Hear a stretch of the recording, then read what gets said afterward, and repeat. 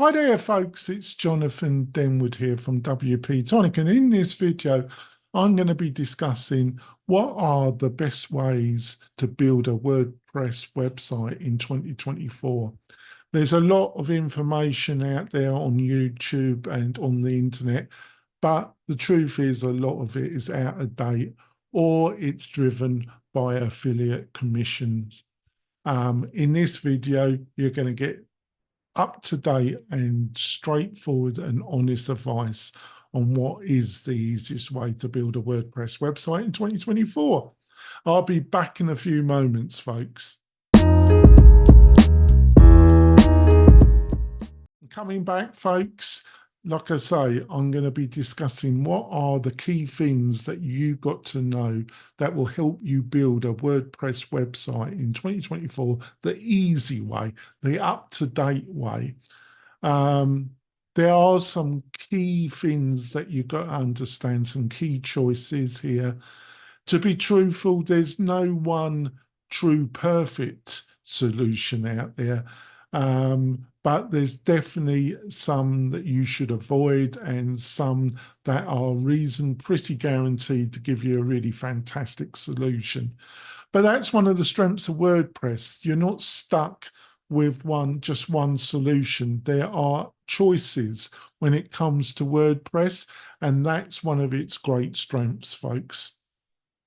So what do you got to understand to make the right choice for you, depending if you're building a website to market yourself, to build a membership website, to build a community website, or e-commerce on WordPress?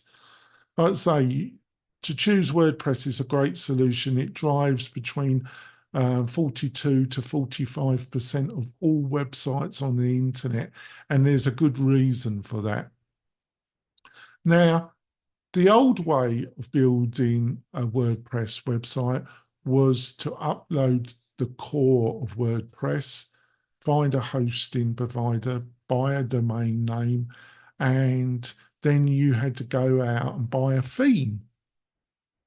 You uploaded the theme to the core WordPress, and then you had various choices depending on the way the theme was made to build your WordPress website out. That's completely out of date to some degree. The idea of all embracing theme is a bit out of date. What you've got now is different website and page building solutions inside the world of WordPress. That's the way. And then you have there's different terminologies around what the concept of a classical theme used to be. Some are starter websites, some are starter templates. There's various terms depending on what website page building solution that you utilize. That causes a little bit of confusion, but as long as you're aware of that, the confusion should be reduced for you. So there's been a bit of a kind of mushrooming of different terms around the same concept, building a website, basically. Now, I said we're getting away from the classic idea of a theme, the traditional theme, to more of a template, more of a starter website metaphor. But you've got these page builders, but you can split them into two buckets. One bucket is Gutenberg solutions, and the second bucket is non-Gutenberg solutions. Now, Gutenberg is an all-embracing new technology built by the WordPress community and the company that runs a lot of WordPress, Automatic. And they came up about 4 to 5 years ago with the whole of the way that a page, a website should be built in WordPress needs to be modernized and revolutionized. And they came up with this term, the Gutenberg project. And like I say, it's been going on now for 5+ years. probably on to our 6th year now. And it's been a gradual build out of new technologies around this all-embracing term. And it is a very different way of building a website on WordPress. It's more like some of the leading SaaS solutions like Wix or Squarespace, that various of those type of SaaS solutions. The experience of using it is more like that. There's different levels, different flavors of Gutenberg, but the main benefits is that you've got this drag and drop experience and it's extremely quick to upload. And especially around mobile, that is very useful and very powerful. It has, on some of the flavors, it has a problem with UX and usability consistency, but there are some flavors that have overcome that to some degree and much easier to use. Example, the one that I recommend the most to people is Cadence WP, the free version or the pro version.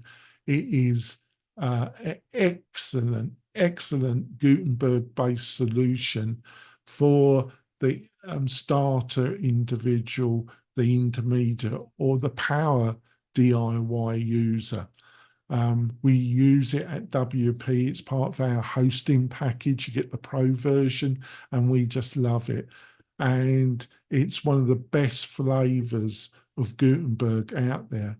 Another one that's pretty good is Spectre. That's pretty good as well. It is a little bit of a different flavor to Cadence.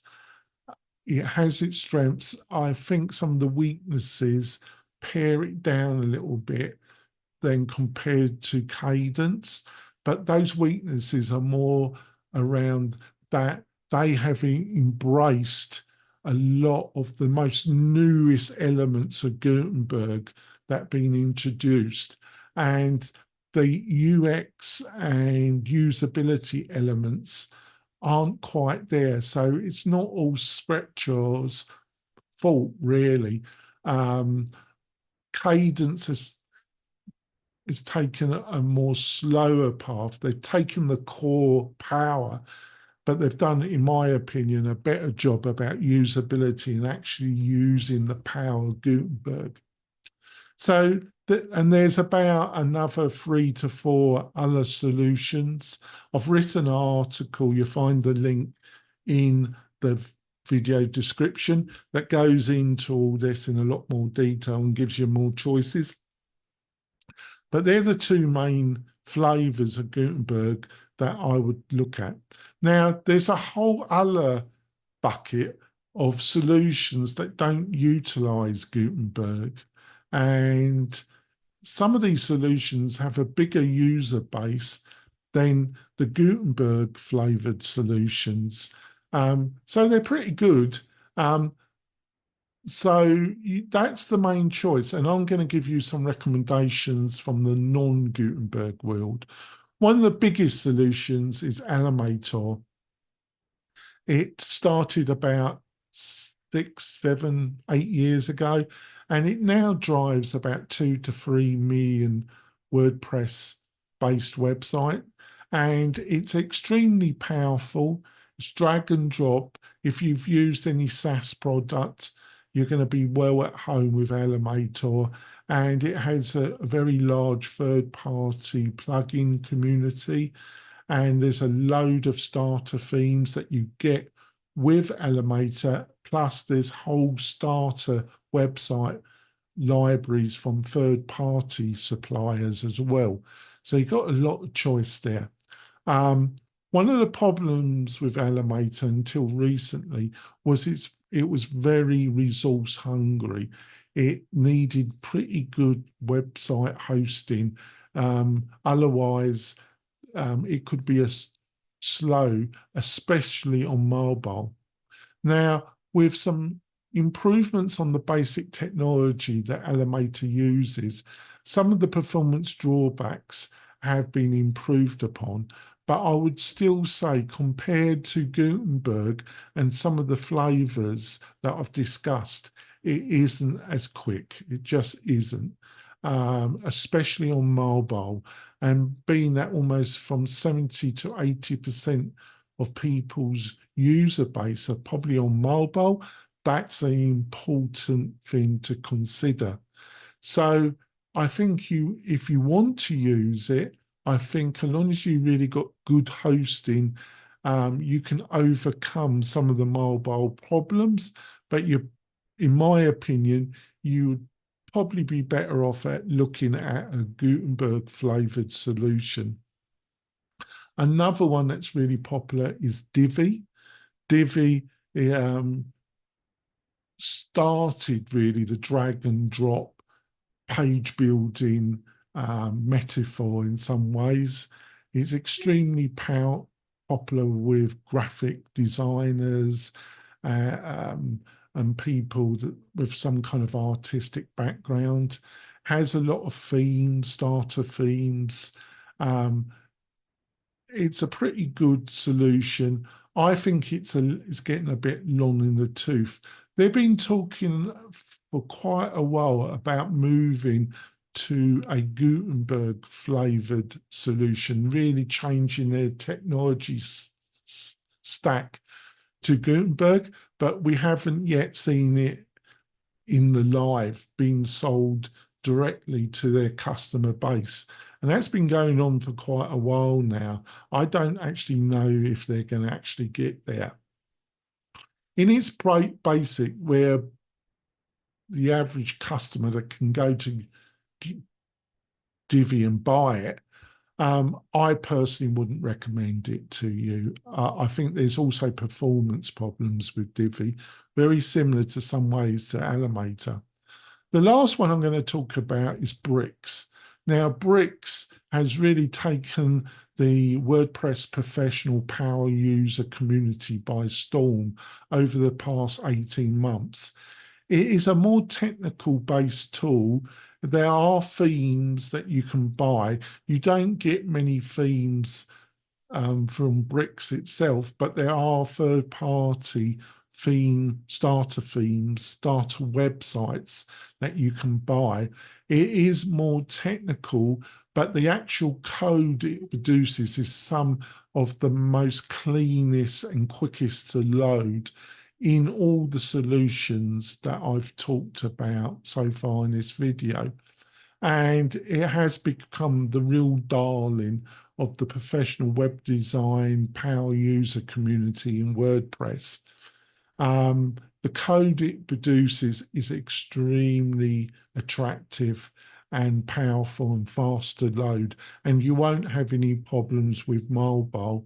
But the same way, it is more technical, and if you're more medium to slightly higher power user, you're probably better off looking at Cadence WP. But if anybody said to me, I was looking at either using Cadence WP or Bricks, I wouldn't be that concerned about either. I would just say to the individual, you need to try both if you can, and just see which you like. They've got different strengths and weaknesses. Like I say, Bricks, I feel, has a much more complicated interface, and it's not part of the Gutenberg community, which is a very large force in WordPress. So these are some of the fundamental solutions. If you're going to build a WordPress website in 2024, these are some of the key things that you need to understand so you can build a tech stack that's modern and gives you a really quick loading, attractive website in 2024. I've written a more detailed article that goes into this in even more detail. You'll find the link in the video descriptions. If you found this video helpful, give us a thumbs up and subscribe to the channel. That really tells YouTube that I'm doing a good job.